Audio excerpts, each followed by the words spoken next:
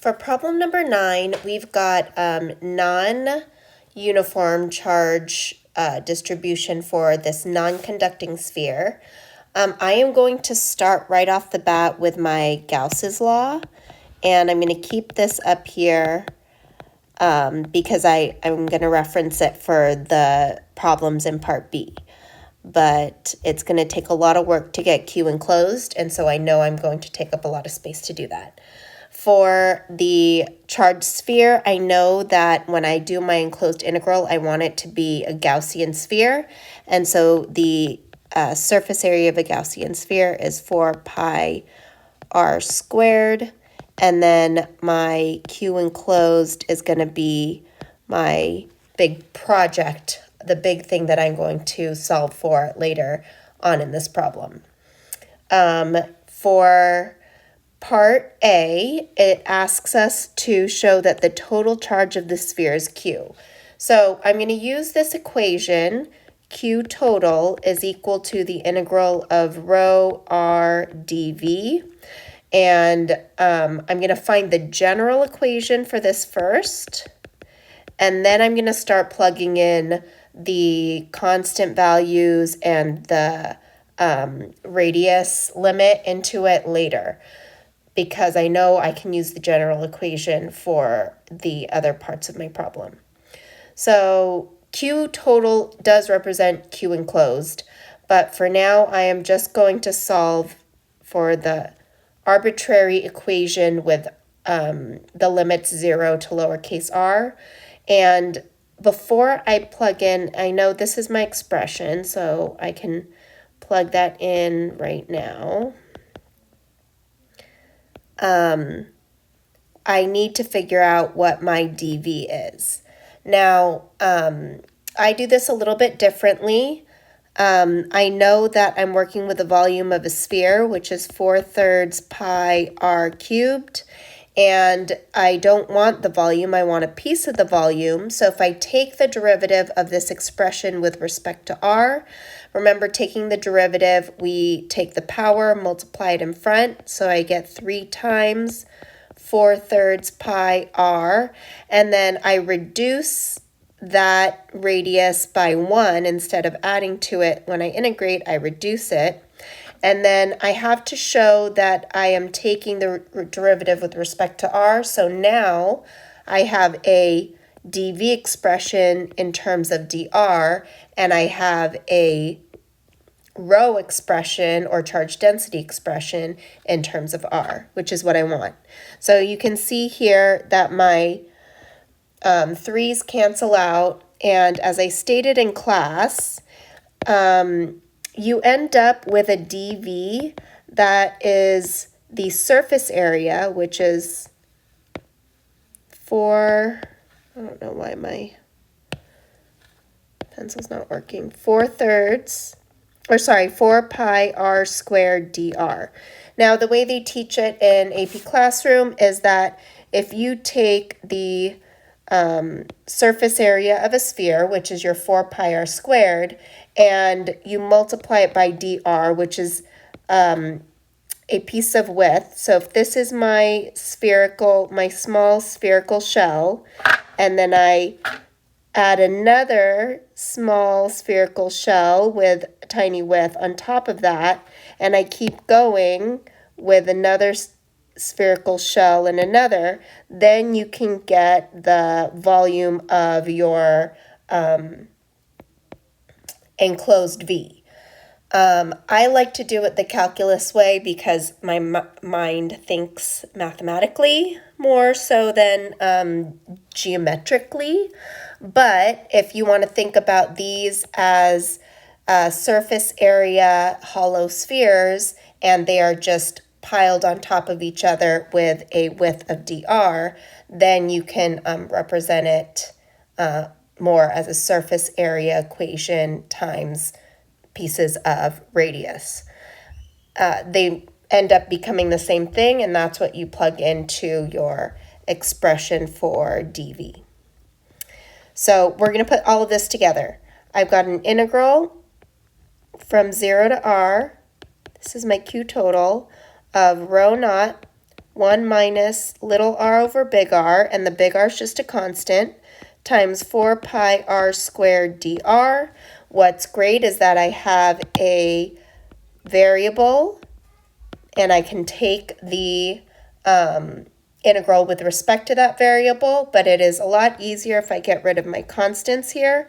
So I'm going to pull those constants out, and I get rho naught times 4 pi times the integral from 0 to r of 1 minus r times r squared dr. And then the best way to solve this, since we have a product here, is to distribute the r squared to both sides. And then I'm going to write this as 4 pi rho naught, the integral from 0 to r of r squared minus r cubed. Oh, and of course I made some mathematical errors here. I forgot that r in the denominator. And then from there, I can integrate using polynomials. So again, integration, I take my exponent, add 1 to it, and divide by the new exponent. So now I've got my constants, and I've got r cubed over 3 minus r to the 4th over 4r. And again, my limits, this is my general equation, go from 0 to some arbitrary r. Let me get rid of all this work down here so that I can use this space. And then here is my general equation. Q of t is equal to 4 pi rho naught. I'm going to pull out the r cubed and then leave in parentheses my 1/3 minus r over 4r. Okay, this is a very important equation. Okay, so I have my general equation. Now I can solve for the total charge.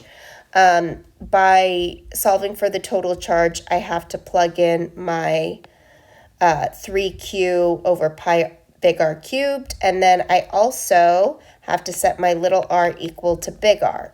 And when I do that, I should end up with q, so we're going to do all of those steps and see what happens here. So I've got q total is equal to 4 pi, rho naught is 3q over pi big R cubed. My r is my little r is equal to big R, and then I still have 1/3 minus big R over 4r. A lot of work here. I've got a pi that cancels out. I've got r cubes that cancel out. I also have this r that reduces down with that r. And when I write this out, I get 12q. And then here, 1/3 and 1/4, if I get common denominators, I get 4 over 12 minus 3 over 12, which gives me 1 over 12. Multiply that by 12q, and I end up with a q total equal to q, which is what they told me I should get. So a lot of algebra and quite a bit of calculus. I wouldn't expect to see work like this, or the AP exam would not expect to see this much math involved in a problem, but they're all really good problems and good exercises to go through. Okay, so we got Q total is equal to Q. We did all of that work down there. We want to derive an expression for the electric field as a function of distance when R is greater than R. And we have established that Q enclosed is equal to big Q. So I go back to my expression here, and I get electric field is equal to, I'm going to divide this down in the denominator, but my Q enclosed is big Q over 4 pi epsilon naught r squared, which is what you would always expect for anywhere outside of a spherical charge, because you can treat it as a point charge. So we know that's an inverse squared proportion. We know graphically what that looks like. Now we want to think about the expression when r is less than r. So that's where this general equation comes into play. This is my Q total with arbitrary r. And let me see if I could do this work in a different color. If I were to take that E 4 pi r squared equal to all of this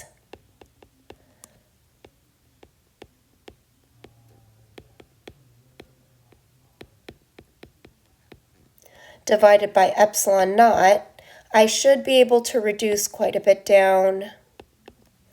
R squared can reduce with 2 of those r's, and I get an electric field is equal to rho naught r times over epsilon naught times 1 over 3 minus r over 4r.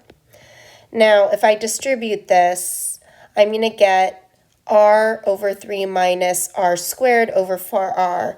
A negative r squared gives me a upside down parabola, and I don't know exactly where that peak is going to land. In fact, we're supposed to solve for it, but we're going to skip these two parts and we're going to revisit that when we get into mechanics, finding the maximum and the minimum. But what I do know is that I've got an upside down parabola at some point, and then when I hit r, it should decrease and have this exponential decay.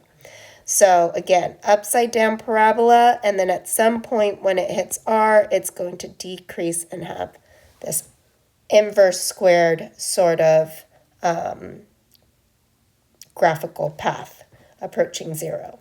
So you can stop there. You don't have to do D and E. I know this was a lot of work and it was very messy, but hopefully it was helpful. And if you need to redo the problem and look at this over again, please do so.